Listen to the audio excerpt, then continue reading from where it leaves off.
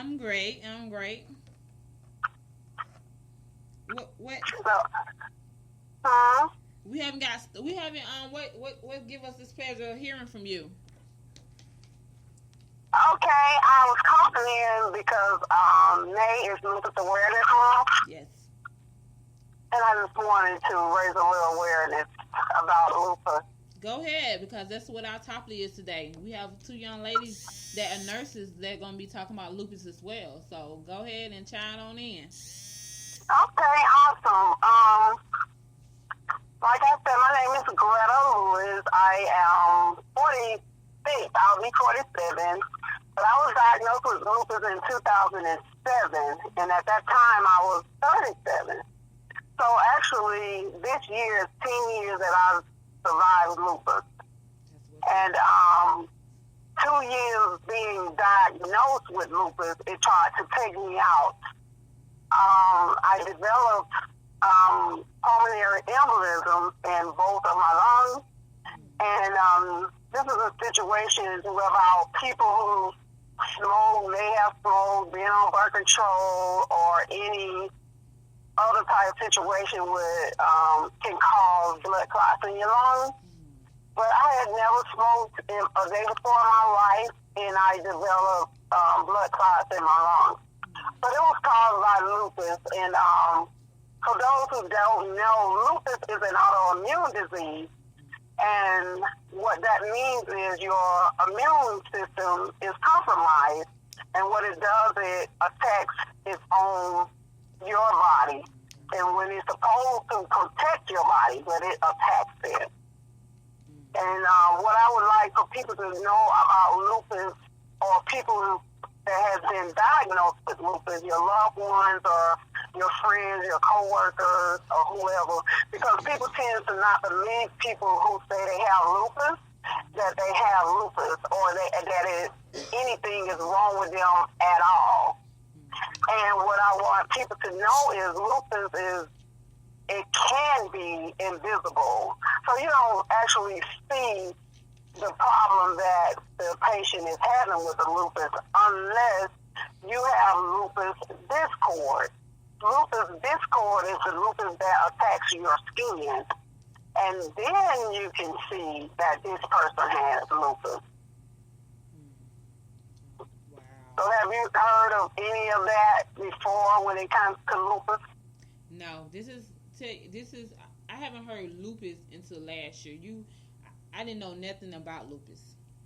Oh, okay. And so the type of lupus that I have, like, it presented itself, because the type I have is SLE, and that's the severity of it. It attacks your organs, right, your main vital organs, like your heart, your lungs, liver, kidney, stomach, anything that it wants to, your brain, your just everything. And it is very debilitating. People with lupus tend to become depressed. So therefore, there's another ailment that you have been diagnosed with now that the lupus has developed, depression. And depression is real. And I never had to deal with depression until I was diagnosed with lupus. And once that depression developed, it was like a double whammy. And it was like, oh, how am I going to get through this? It was a very, very, very dark place. Very dark place.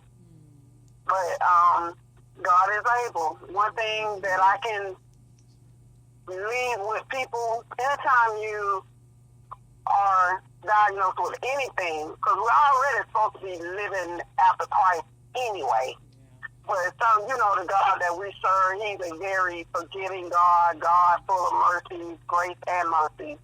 So He'll allow us to do some of the things that we want to do, but then He tends to allow things to develop to see if you're going to, call on Him and trust Him.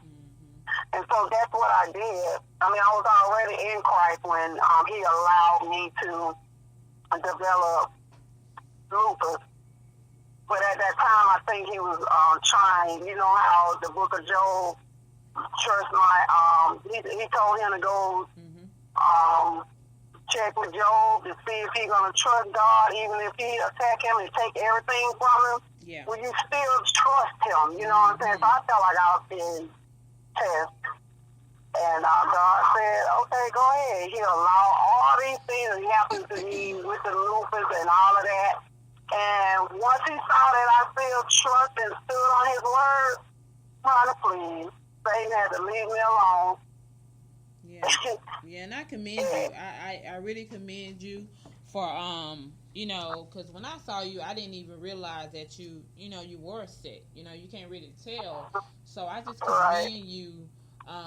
Big ups to you for committing to 10 years. Because when I read on it, it said that folks don't live up to 10 years, and you had it almost more than 10 years. So I just commend you for just what you're doing, keeping yourself insane, keeping your strength up in everything that you're doing. You know, what word would you give someone that is living with lupus, or what word would you give them? Like, what encouragement would you give them, and how can they reach you? Because I know you have your own foundation that you have. Yes. So my foundation, one of the things that I like to that I push through my foundation is people who are newly diagnosed with lupus. I am there for them. I'm that outlet, that resource. I have all types of resources and connections that I can steer you into, the right direction. And where do you go from here? You've been diagnosed with lupus. Where do you go from here? That's when you can call me and I'll help you with that. I guide you. I'm there for you. I comfort you. I give you words that I didn't have, but I have now, because when I was newly diagnosed, I had no one to turn to. So to reach me, you can reach me on Facebook, Greta Lewis. I have my personal page and my lupus foundation, Greta Lewis Lupus Foundation. You can reach me on Instagram at GLewu, that's GEELEWLEW. And on Twitter, I am Greta Lewis Lupus on Twitter. And my telephone number, you can reach me by my telephone number. Everybody in the whole wide world knows my telephone number. 404-573-7248. And I'm here. You can call me at any time. If you're somewhere and you're down and out and need someone to come hold your hand, anything, you can call on me. I will come. Anybody will tell you that. I will come. I also, Falling for Lupus, this is our third or fourth annual Falling for Lupus. I always partner with Miss Bo Talley. She's the CEO of Black Pearl Entertainment, and she do Falling for Lupus. It's a celebrity female basketball tournament for raising funds for lupus and lupus research. It's July the 8th, if I'm not mistaken, but I'm going to share it on my page. And it's in July, and it's at the Epic Center out in Austell this summer here in July. So I'm going to post it. I'm going to be plastering it all over social media. But again, the words that I will leave you with is trust in God if you don't already. You got to stand on the word of God, and you got to go to God, and you got to take God at his word. You got to tell him back what he told us. He said, by his stripes we are healed. And you got to believe that. And you got to know, and you got to believe in yourself, and you got to trust your own strength that I'm going to turn this thing around. Yeah. Because I never saw myself being back to the health that I'm in right now. I was down. I was very debilitated. My health and my strength has depleted. No muscle mass, none of that. And as you would see me skating and all of that. I couldn't even skate one time around the rink. Wow, I couldn't even get up on a horse one time I tried to get up on the horse after being diagnosed with lupus because you got to step up and you got to pull yourself up. Yeah. I couldn't even get up on the horse. And they had a step down there for me to step on. But now I can do all of those things. That's what's up. That's what's up. And like I said, I just commend you, for fighting. Thank you. Not giving up. Thank you so much. Not giving up. I can't give up. I won't give up. And like I tell the people, I live for our next generation. Oh, yeah. Because it may not happen while I'm living, but use me. Whatever y'all need to poke and stick and stab me and find out what's going on with this lupus, I'm the guinea pig. You can use me. And I try to tell all my other fellow lupus, they be saying, I'm tired of going down. I said, I'm sick and tired of it. But baby, God trusts you with lupus so that we can get the next person healed. Yeah. That's why he chose us. For today. We won't see it today, but it's for tomorrow. It's for tomorrow's generation. Next generation. And that's what we need to think about. The stuff that we're going through it. We're not going through it just because. So right now. For a reason. Right. Yes. Yep. Yeah. Because without us, how are they going to find out how to cure the lupus if we don't go through the research situations when they offer research trials and stuff like that? Mm-hmm. Yeah. Do y'all so we have to do it. I was gonna. I'm really glad that you called in because even as a registered nurse, my experience with lupus was only what I was taught in school, and then I worked at a health center for young people, and even the physicians, a lot of the physicians and mid-level providers didn't know the signs and symptoms of lupus. So we had a lot of young people come in sick with signs and symptoms of lupus, and they weren't sent to the place that they needed to go to help take care of it, to help, to be diagnosed. But how we got involved in it was it took actually 2 young women under the age of 25 that died from lupus as students for us to recognize that there was a problem and had to get the Lupus Foundation to come on board to educate everyone, the campus, even the physicians about lupus and, why lupus is so important and why it affects they don't know why, but why it affects African-American women so disproportionately.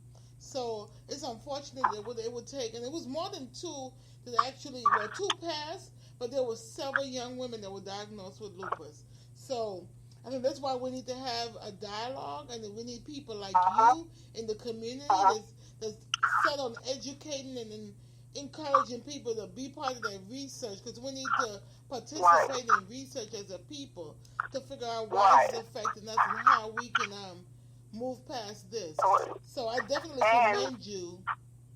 I commend you on your fight.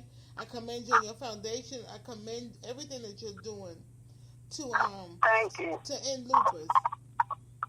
And guess what? One of my biggest goals in life is to have the medical textbook revised. Because you are absolutely correct. When the people go to study in the medical book, they have one paragraph, not even a chapter, studying about lupus. So one of my biggest challenges is to go to Congress or whoever that I need to go and talk to about this to have a medical textbook revised. They need to have more information there. Because let me tell you something, when I was going and having these episodes I was having episodes that I didn't know about because I didn't know my lupus at the time.